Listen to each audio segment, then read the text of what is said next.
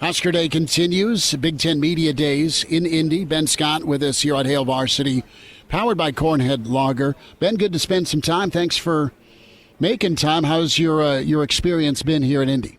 Oh, I think it's been great. It's a great place to be, and I think it's going to be a great day.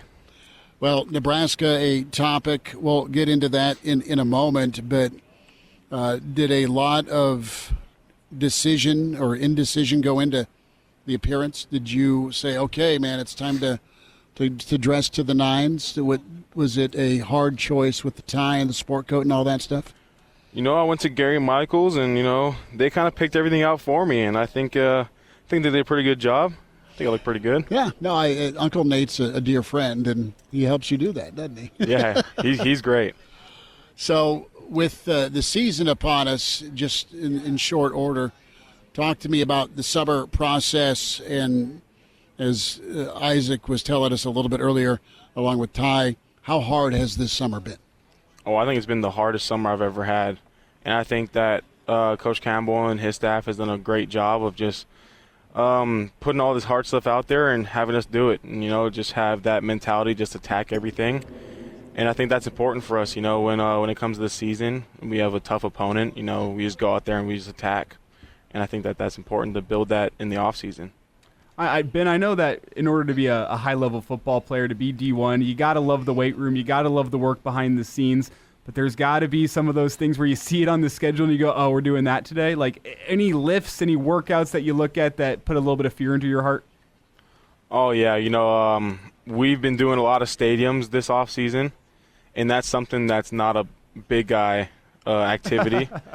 So, that was probably one of our more challenging things was doing the stadium. But, after a while, you just kind of just forget about it and you just see the stadium stairs. You're like, all right, here we go again.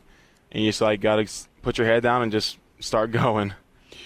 Ben Scott's with us, year 6 for you. You come back, and who did you talk with? Who did you lean on for the decision? Decision of? To return to Lincoln. Oh, yeah, I talked to my family. I talked to Coach Donny, Coach Rule.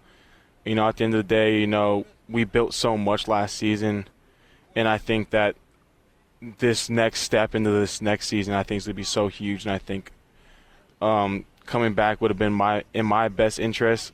And, Coach Rule said, I'm welcome back, so, I didn't put too much thought into it. I just thought, I'm coming back for another year.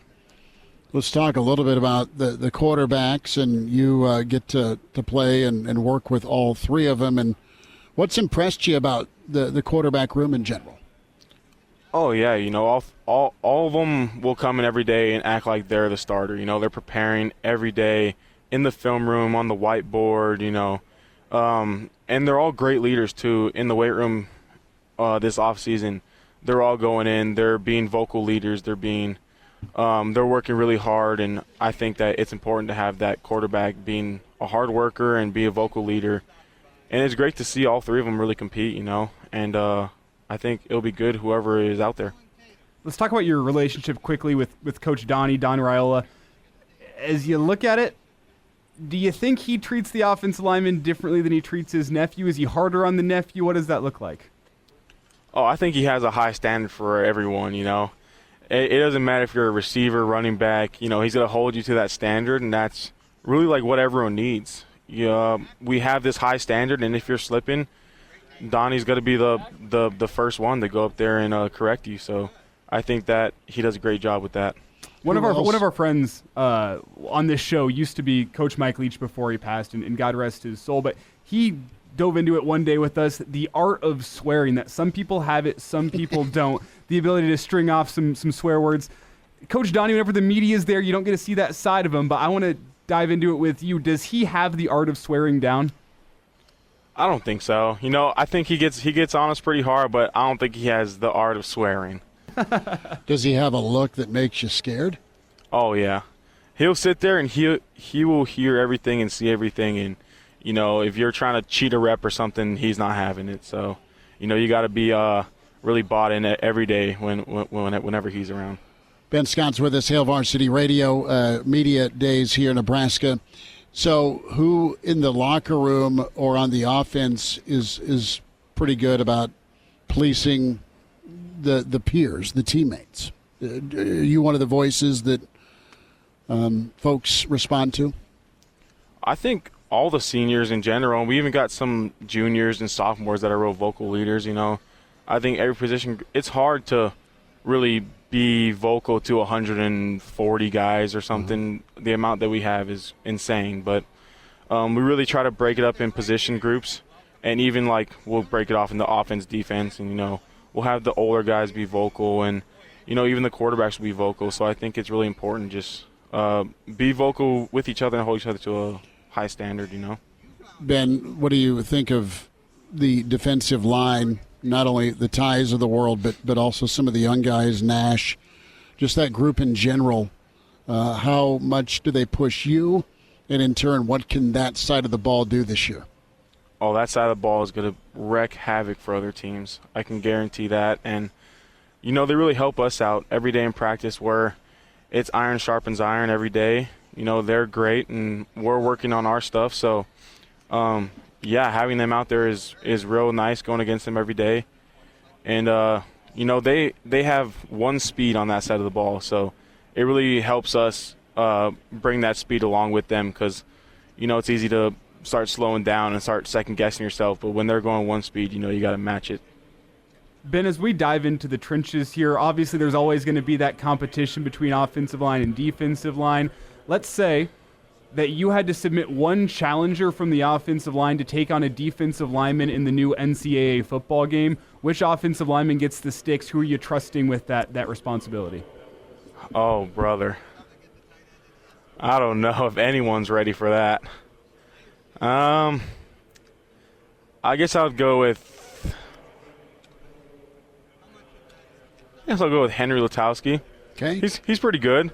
You know, we'll go in the theater room and we'll put it on the big screen and we'll start playing. You know, he's always doing pretty good for himself. So, yeah, I think I'll go with Henry. Offensive line as a unit and with depth, you know how long this season can be. How comfortable do you feel about the options that will be on this offensive line? Yeah, we got a lot of depth, you know, and a lot of guys that are able to play. So I think, you know, you might see a lot of guys playing this season, and I think they're all ready to go and all healthy, and, you know, we're all attacking this offseason, so I think it'll be good. What do you think the identity will be for the offense?